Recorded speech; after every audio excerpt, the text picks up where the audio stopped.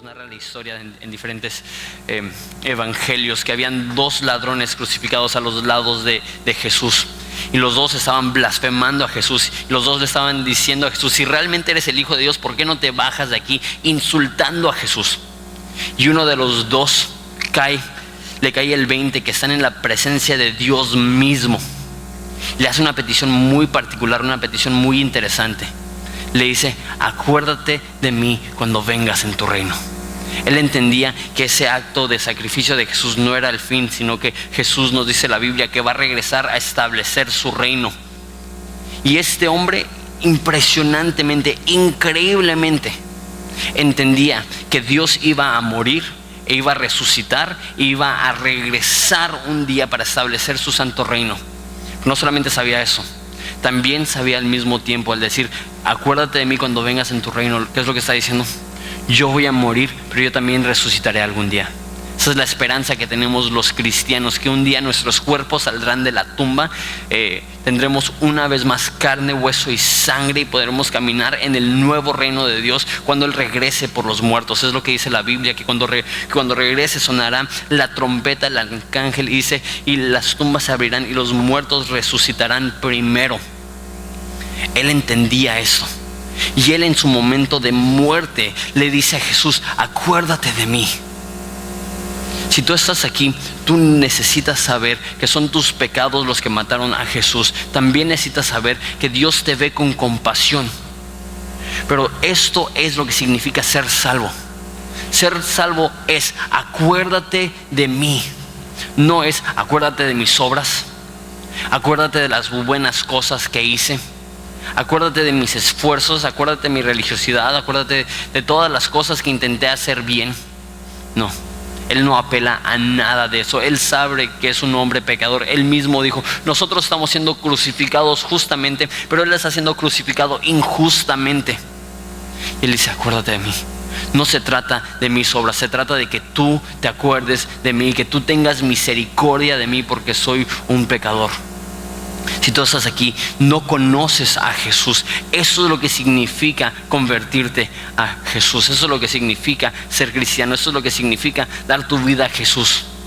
Que tú en humildad ves a Dios y dices: acuérdate de mí. No te estoy diciendo que soy bueno, no te estoy diciendo que lo merezco, no te estoy diciendo nada. Lo único que estoy diciendo es que voy a morir, y a menos de que tú me salves, no podré experimentar el reino de Dios. ¿Y cuál es la respuesta de Jesús? La respuesta de Jesús es muy importante y es muy preciosa. Es lo que dice: hoy estarás conmigo en el paraíso. Y eso es lo que yo te animaría a ti si no eres cristiano. La Biblia dice: hoy es el día de salvación. Y hay muchas personas que postergan, que esperan. Dicen: no, cuando sea mayor, cuando ya no sea tan joven, cuando ya no tenga tantos proyectos, cuando ya no esté tan ocupado, cuando tenga la edad de mi abuelita, entonces voy a seguir a Jesús, entonces voy a estar comprometido con Jesús. Nadie te garantiza ese lujo. Nadie te garantiza que tienes una década o 2 décadas o 4 décadas. Nadie te garantiza que tienes 1 hora o 2 horas o 4 horas. Todos los días recuerdo esto. Había un joven que se congregaba aquí en Horizonte. Muchos de ustedes lo conocían. Se llamaba Omar.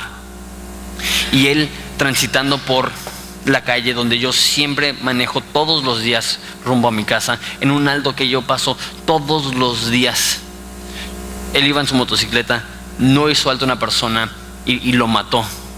El joven tenía 21 años. Y pienso yo: la vida es un vapor, la vida es temporal. La Biblia dice que la vida es como el pasto, que un día está y el otro día se marchita. Si te quedan 50 años, tú no lo sabes. Si te quedan 50 minutos, tú no lo sabes. Y ese hombre, enfrentándose a la muerte, dijo: Jesús, perdóname. Jesús, acuérdate de mí. Jesús, ten misericordia de mí. Si la Biblia dice que hoy es el día de salvación, es porque nadie te garantiza el mañana. Y cuando tú le das la espalda a Jesús y mueres, las puertas se cierran para siempre. No hay arrepentimiento después de la muerte, no hay piedad después de la muerte, no hay misericordia después de la muerte. Tomas la decisión hoy y eres salvo, o decides negar a Jesús y pierdes tu alma, pierdes tu eternidad. Eso es lo que la Biblia claramente dice. Y a lo mejor tú dices, no, pues yo no lo necesito.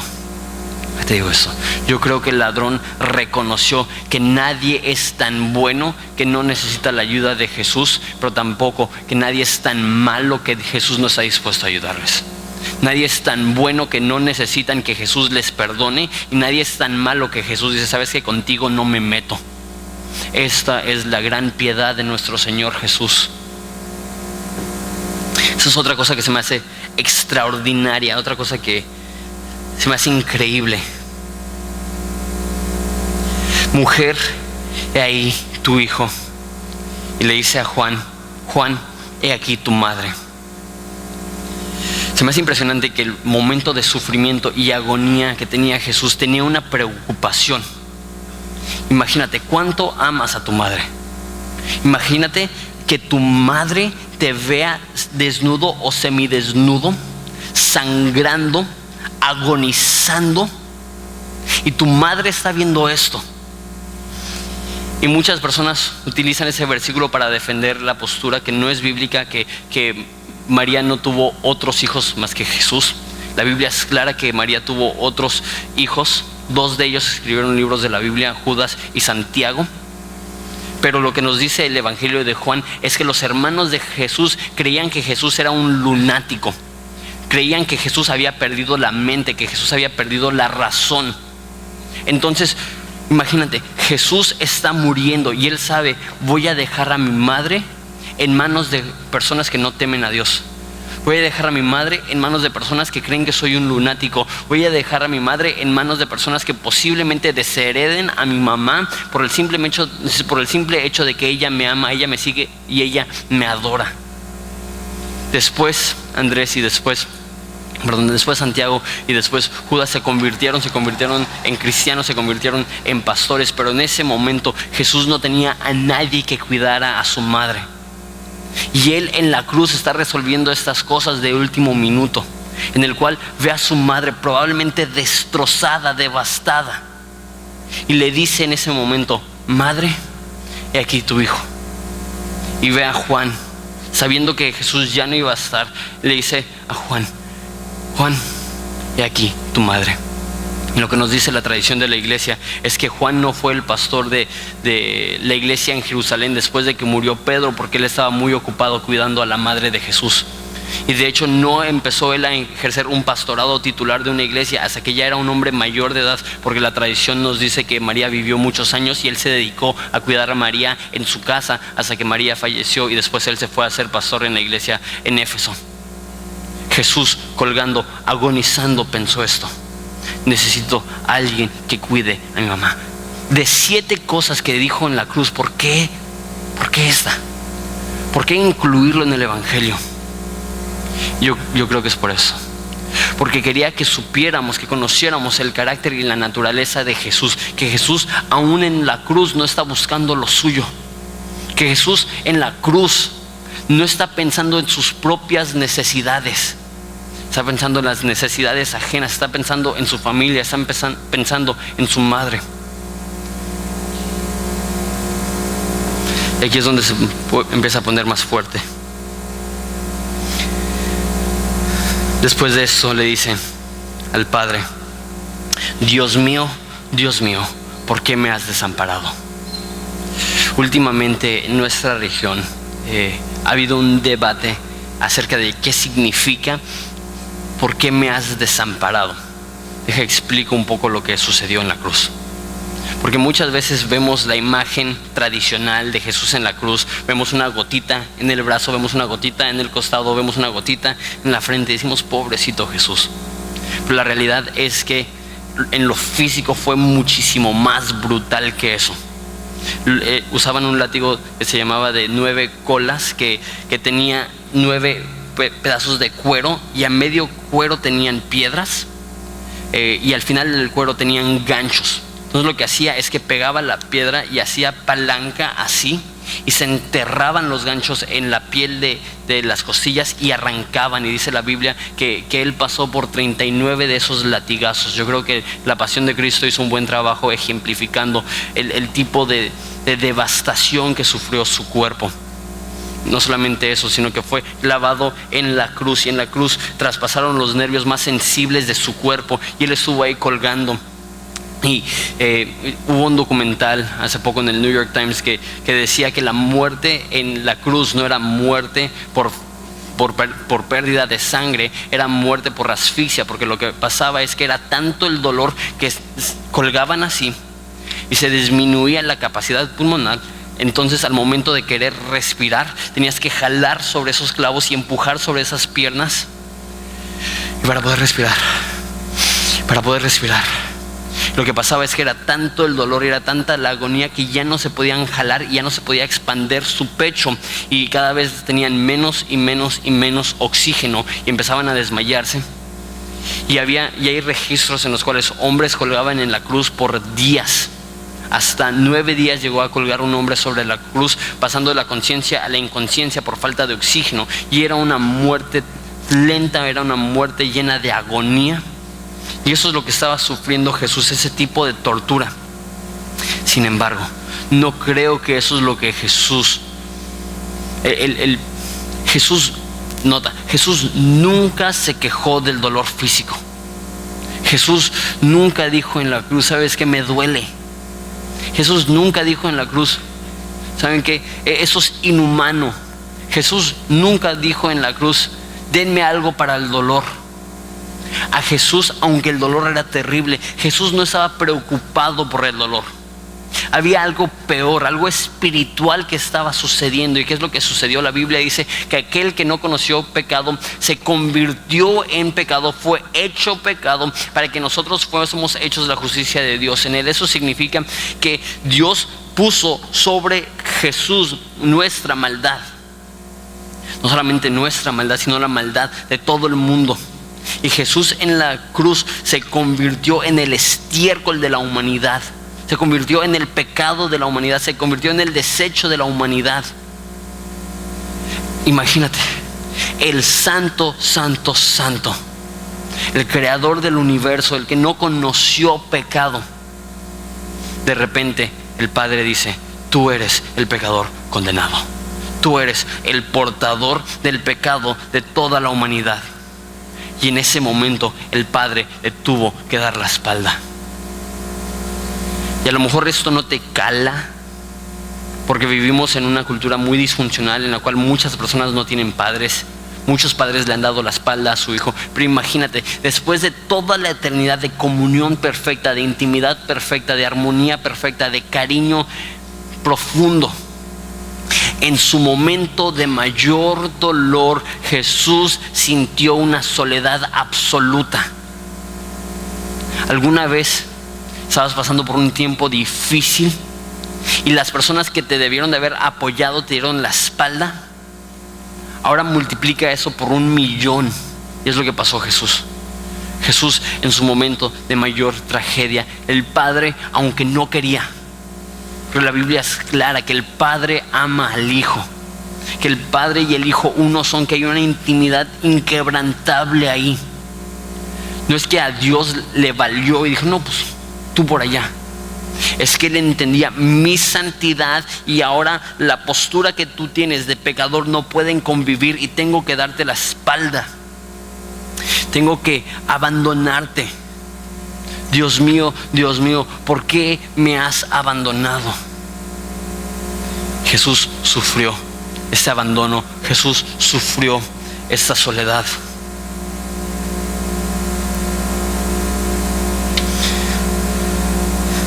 Después de esto, en Juan 19:28 dice, tengo sed.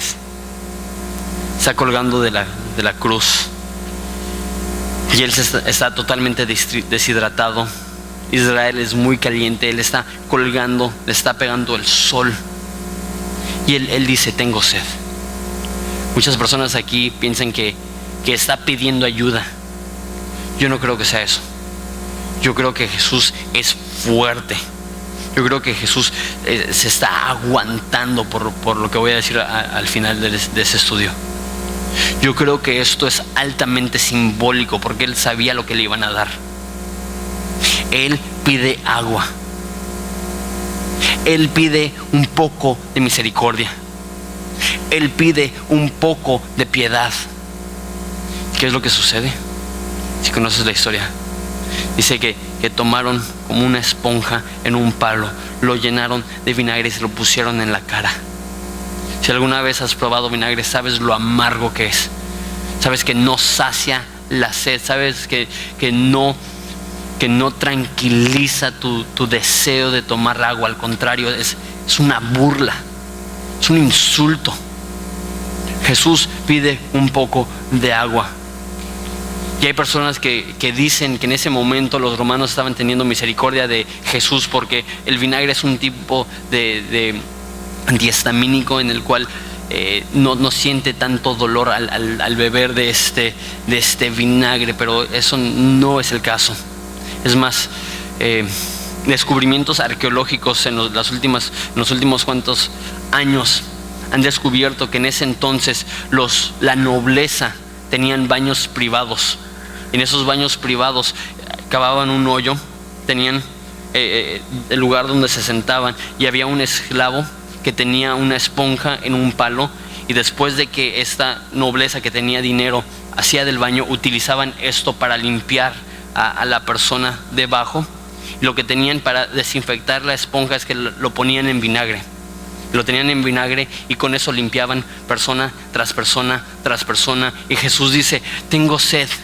Y para callarlo toman esa esponja, se lo ponen en la boca, se lo ponen en la cara y dicen: toma esto. Les recuerdo, esto era inhumano. Imagínate, a los suyos vino y los suyos no le recibieron.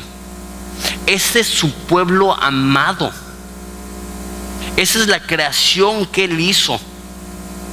Hablando de Israel, Él dice que yo te enseñé a caminar. ¿Cómo te voy a abandonar? Que para Dios Israel era como un hijo.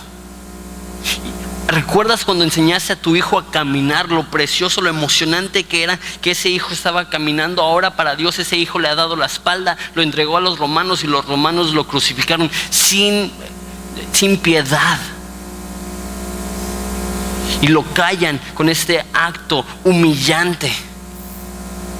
¿Y dónde están sus amigos exigiendo justicia? ¿Dónde están sus amigos protegiendo? ¿Dónde están las personas que fueron sanadas? ¿Dónde están los leprosos que fueron limpios? ¿Dónde están los ciegos que fueron sanados? ¿Dónde están los paralíticos que fueron levantados? ¿Dónde estaban?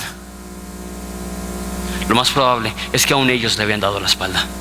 Lo más probable es que aún las personas que eran sordos, que Dios sanó, estaban usando su nueva voz para gritar: crucifícale. Aún los cojos que Jesús sanó usaron sus piernas nuevas para ir al lugar donde estaban todos reunidos y dijeron: crucifícale. Aún los ciegos usaron sus ojos nuevos, su vista nueva para ir a aquel lugar y verlo, insultarle y decir cosas como: profetiza, ¿quién es el que te golpea?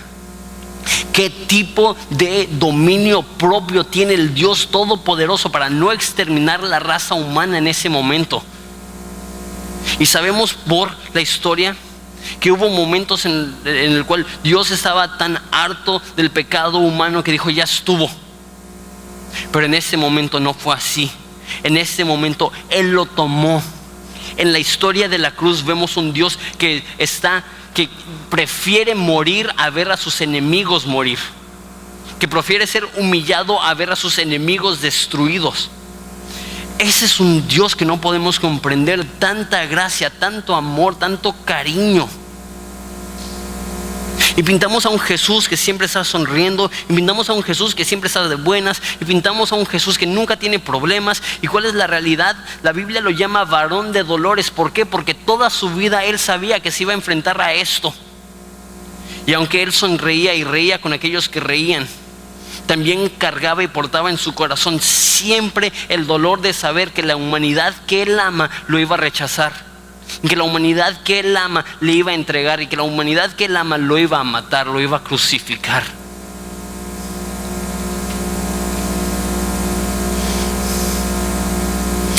Dijo: tengo sed. Y en vez de tener un poquito de piedad, lo único que pudieron haber hecho era subirle un vaso de agua, para mostrarle un poquito de humanidad. Después de esto, dice consumado es. De hecho, si lees la historia de Juan, una cosa es después de la otra. Yo creo que eso es simbólico.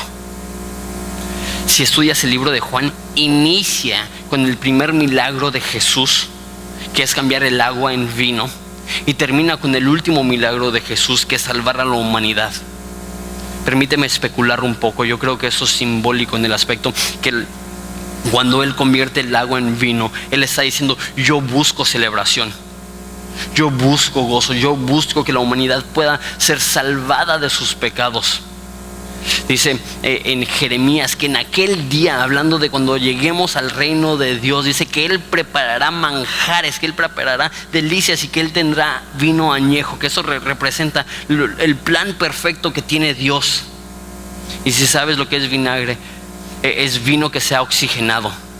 Casi se podría decir que es vino que se ha echado a perder, vino que ya no es vino. Me pregunto si lo que pasó es que Él creó el mundo perfecto, Él creó el mundo bello, pero ahora el pecado ha llegado y ha echado a perder el gozo que Él tenía intencionado para el mundo. Y ahora es vinagre y Él toma eso. Yo creo que esta es otra imagen que Dios da para decir: Él está absorbiendo el pecado del mundo. Él está absorbiendo la distorsión del mundo. Él está sufriendo por el pecado del mundo. ¿Y qué es lo que dice? Consumado es. Al estar colgando sobre la cruz, Él dice: consumado es. ¿Qué significa esto? De hecho, el término es más que nada un término que se usa en la contabilidad, que se usaba cuando se pagaba o se liquidaba por fin una deuda. Lo que estaba diciendo Jesús al gritar consumado es la deuda ha sido pagada, el precio ha sido pagado, la deuda ha sido liquidada. ¿Qué deuda? ¿Qué le debíamos a Dios? La Biblia dice que la paga del pecado es muerte. La Biblia dice que el que rechaza a Jesús, la ira de Dios reposa sobre él. La Biblia dice que la ira de Dios se revela desde el cielo contra toda injusticia e impiedad de los hombres que detienen con su injusticia la verdad. ¿Qué es lo que le debemos a Dios? Escúchame, eso lo he dicho varias veces, y si tienes tiempo en el horizonte, nada de eso es nuevo, pero es bueno recordarlo. Lo que nosotros merecemos es el infierno. Lo que yo, Jonathan Domingo, merezco por mis actos es el infierno, es sufrir sin piedad y sin misericordia el resto de la eternidad. Y hay un dicho que se ha, promulgado dentro del cristianismo, que no tiene nada que ver con la Biblia. Se escucha bonito y es una forma que las personas pueden disminuir lo que es el infierno, y dicen: el infierno es una eternidad sin Dios. Aunque eso para el cristiano se escucha horrible, como que una eternidad sin Dios, no es lo que presenta la Biblia. David dice: ¿a dónde puedo ir de tu presencia? Si voy al Hades, si voy a la muerte, si voy a la tumba, si voy al infierno, ahí estás tú. Dice en Apocalipsis, que estamos a punto de estudiar en Horizonte, dice: y son atormentados en la presencia del Cordero de Dios y de sus santos ángeles. O sea, la idea esa que te han dado las caricaturas, que Satanás está en un trono en el infierno y que él decide cuánto sufre cada persona, es falsa. Satanás sufre como víctima del infierno. Los ángeles caídos sufren como víctima del infierno. Por eso cuando llega Jesús y libera y quita los demonios de las personas, decían: por favor, no nos mandes a ese lugar. No nos mandes a ese lugar donde sufrimos. El diablo y sus ángeles están siendo atormentados ahorita. Están sufriendo ya y sufrirán muchísimo más cuando sean echados al lago de fuego. ¿Quién les está atormentando? Es Jesús, que cuando llegan personas que le rechazaron, dicen: apartaos de mí y vayan al lago de fuego, vayan al infierno preparado para Satanás y sus ángeles. Jesús, aunque eso se escucha feo, aunque eso se escucha polémico, eso es lo que dice la Biblia. Jesús creó el infierno. Y Jesús creó el infierno para la tortura y la destrucción de sus enemigos. La Biblia dice que los que rechazan a Jesús, la ira de Dios reposa sobre ellos. Estás en peligro Si lo que la Biblia dice es cierto, cualquier persona que ha pecado, dice Santiago que el que ha pecado en una ley es como si hubiera pecado en todas. Cualquier cristiano tiene el gozo de tener sus pecados perdonados, pero cualquier persona que ha rechazado a Jesús está en el camino de la ira de Dios. Y el infierno es donde Dios descarga su santa ira sobre sus enemigos. El infierno no es la ausencia de la presencia de Dios. El infierno es la ausencia del amor de Dios. Pero Él te ama. Y Él no quiere, dice la Biblia, que nadie perezca, sino que todos procedan al arrepentimiento. Él sabe qué tan terrible es su ira. La Biblia dice que es una cosa temible caer en las manos de un Dios vivo. Él sabe lo que mereces. Él sabe lo que Él tiene que ejecutar porque es lo justo. Y Él no quiere destruirte. Escúchame bien. Sí, Jesús creó el infierno. Sí, Jesús ejecuta tortura sobre los que están en el infierno, pero no por voluntad, sino por justicia. Porque eso es lo que merecen aquellas personas, eso es lo que merezco yo y eso es lo que mereces tú. ¿Qué es lo que hicieron? En la cruz, Jesús tomó eso. Cuando decimos que Jesús pagó el precio que tenía que pagar era recibir la ira de Dios. Eso es el motivo por el cual Él sudó gotas de sangre en el jardín de Getsemaní. Él no dijo: Dios, por favor, que no me crucifiquen. Dios, por favor, que no quiero sangrar, no quiero tener mi espalda destrozada, no quiero tener mi frente atravesada, perforada por espinos. No dijo eso. Una vez más, de la cruz no se quejó ni una vez del dolor físico. ¿Qué es lo que dijo en ese jardín? En agonía, sudando gotas de sangre, dijo: Padre, pasa esta copa de mí. Habla Ezequiel y habla Apocalipsis de la copa de la ira de Dios. Es como si Dios guardara su ira en una copa. Y es una copa sin fin, que en el infierno esa copa siempre se está derramando y siempre se está derramando y siempre se está derramando y siempre se está derramando. Y Jesús en la cruz tomó esa copa y porque Él era eterno, Él pudo tomarla toda. Y Jesús en la cruz sufrió la agonía que tú y yo hubiéramos sufrido en una eternidad en el infierno. Y por esto la agonía, por eso, Padre, ¿por qué me has desamparado? Por esto el dolor, por eso Jesús sudó. Y de hecho es un hecho científico que una de las manifestaciones de estrés más profundo, del estrés más profundo que existe es que las venas en la sangre en tus venas se hace tan densa que se rompen algunos de esos vasos sanguíneos y empiezan a salir por tus poros de sudor. Es posible sudar gotas de sangre, pero solamente ocurre cuando estás viviendo el estrés más profundo imaginable. Y eso es lo que pasó Jesús. Esa es la agonía que tuvo Jesús. Eso es el precio que tuvo que pagar Jesús. Pero esas son las buenas noticias. Aunque es terrible la cruz y aunque tenemos que hablarlo de esta forma y tenemos que recordar con tristeza, tenemos que saber que la casa del luto es un lugar donde podemos aprender y crecer y ser cambiados y madurar. Y si solamente hablamos de los temas positivos de la vida, vamos a ser personas inmaduras, vamos a ser personas débiles, vamos a ser personas que no sabemos lidiar con los problemas reales de la vida. Pero cuando reconocemos, consumado es, ¿qué es lo que está diciendo? Ya fue pagado el precio.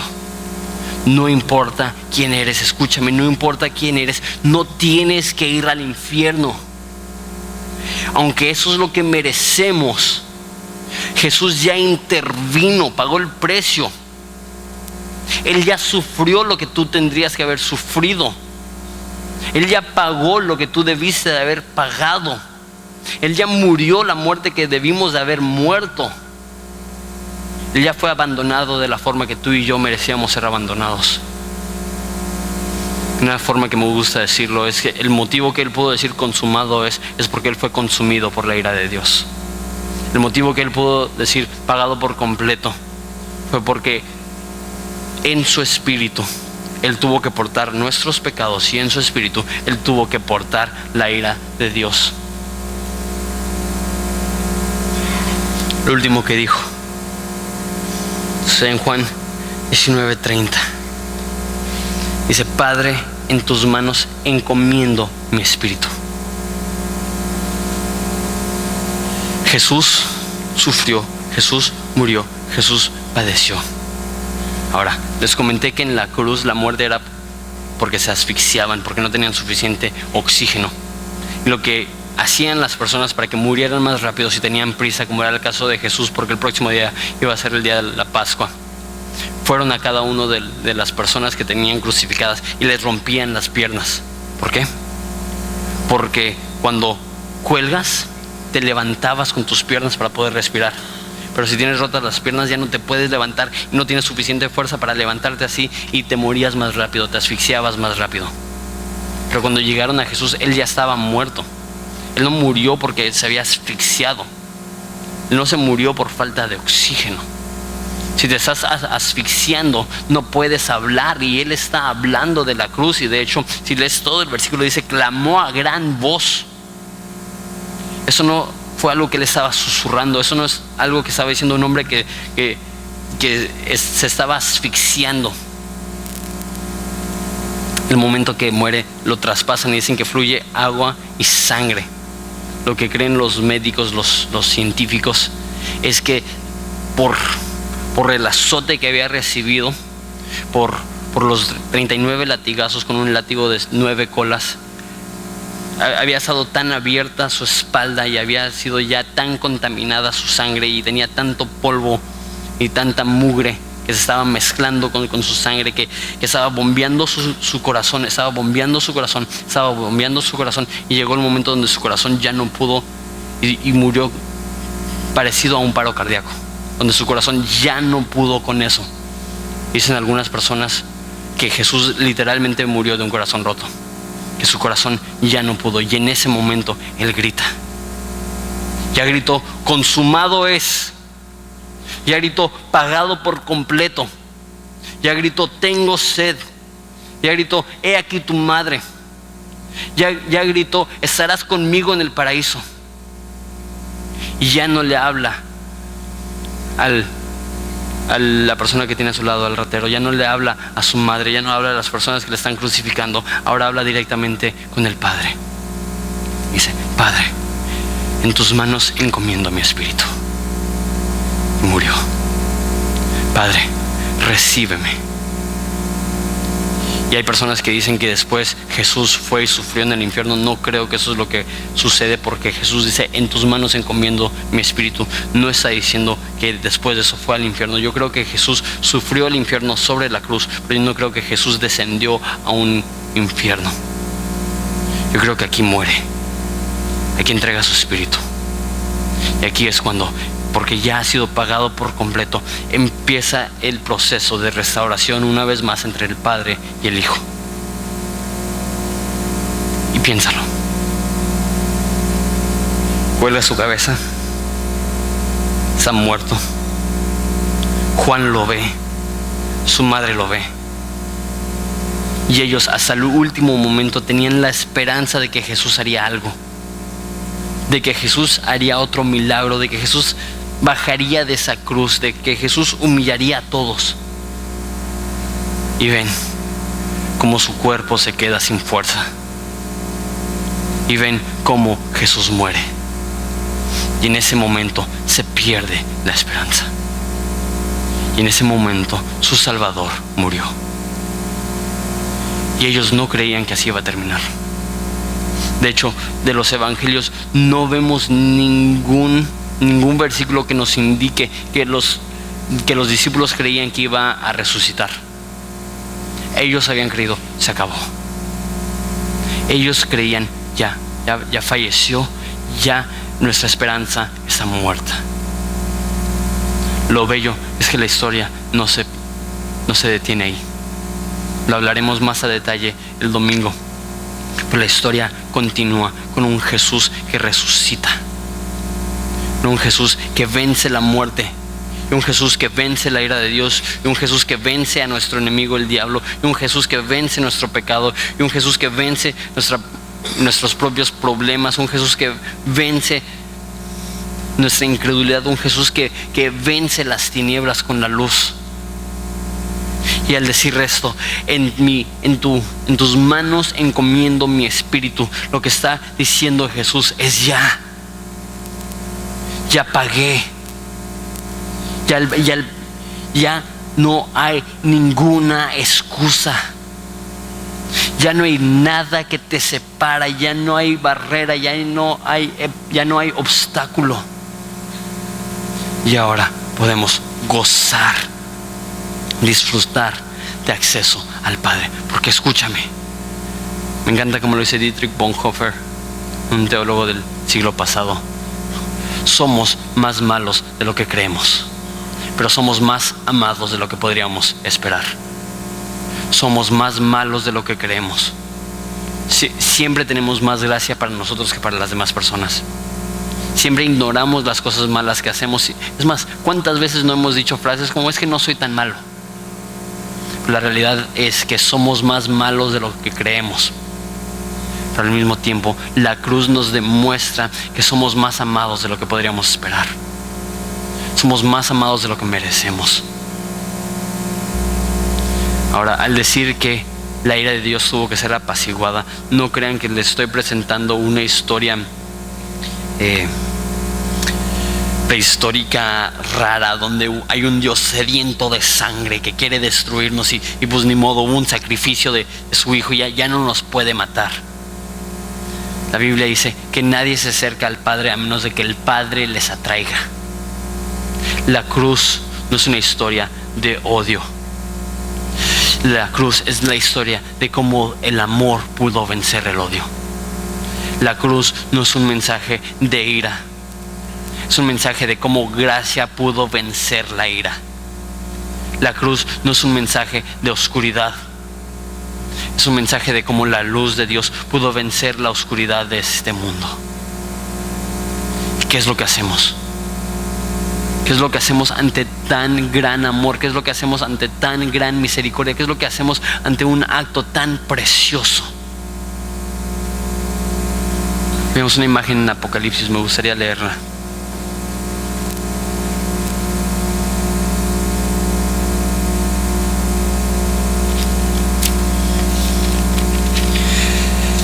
Dice así: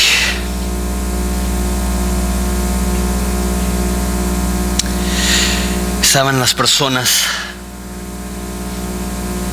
alrededor del trono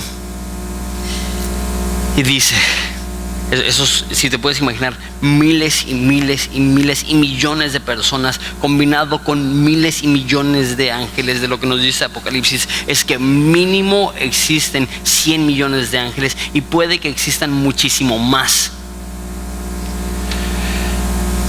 Imagínate esa escena, con más gente de la que nos podríamos imaginar y más ángeles de lo que nos podríamos imaginar, y todos cantan un nuevo cántico diciendo: digno eres de tomar el libro y de abrir sus sellos, porque tú fuiste inmolado y con tu sangre nos has redimido para Dios de todo linaje y lengua y pueblo y nación. Nos has hecho para nuestro Dios reyes y sacerdotes y reinaremos sobre la tierra. Dice: y miré y oí la voz de muchos ángeles alrededor del trono y los seres vivientes y los ancianos, y su número era de millones, y que decían a gran voz: el cordero que fue inmolado es digno de tomar poder, riquezas, sabiduría, fortaleza, la honra, la gloria y la alabanza. Y dice: y todo lo creado que está en el cielo y sobre la tierra y debajo de la tierra y en el mar y todas las cosas que en ellos hay, oí decir al que está sentado en el trono, al Cordero, sea la alabanza, la honra, la gloria y el poder por los siglos de los siglos. Y los 4 seres vivientes decían: amén. Y los 24 ancianos se postraron sobre sus rostros y adoraron al que vive por los siglos de los siglos. ¿Por qué hay adoración en el cielo? Porque el Cordero fue inmolado. ¿Por qué es digno de adoración? Porque el Cordero fue inmolado. ¿Por qué es digno de devoción? Porque el Cordero fue inmolado. Porque es digno de invertir toda nuestra vida, todas nuestras fuerzas, todo nuestro tiempo en Él. Porque el Cordero fue inmolado. Y si vale la pena para miles de millones, para millares de millares que estén clamando a una voz por el resto de la eternidad, digno eres tú. Aprovechamos a la luz de este gran sacrificio y aprovechamos a la luz de este gran amor para cantar. Y cantar en la iglesia no es como cantar en un concierto. Y cantar en la iglesia no es como cantar porque te gusta la música. Cantar en la iglesia no es cantar porque se te pega la gana. Cantar en la iglesia es porque Él es digno de recibir toda alabanza, gloria y honor, porque Él ha comprado con su preciosa sangre un pueblo de toda lengua, de toda tribu, de toda nación, de todo pueblo. Vamos a adorar. No solamente vamos a adorar, vamos a aprovechar para recordar a través del acto de la Santa Cena el sacrificio de Jesús. Vamos a recordar que el Padre dijo: ese es mi Hijo, en el cual tengo complacencia. Y ese mismo Hijo que tenía todo lo que el Padre le había dado, Él cedió. Él estuvo dispuesto a ceder su puesto, a ceder su prestigio, a ceder su nombre y ser abofetado y ser humillado y ser traicionado. Podemos recordar que su sangre fue derramada, que su cuerpo fue inmolado. Entonces lo que voy a hacer es que voy a orar. Después de orar van a pasar los elementos de la Santa Cena. Vamos a tener una canción. Al terminar esta primera canción, mi papá va a salir a dirigirnos en la Santa Cena. Entonces oramos, y en lo que reparten los elementos de la Santa Cena, vamos a cantar un canto. Entonces les voy a pedir que todos se pongan de pie.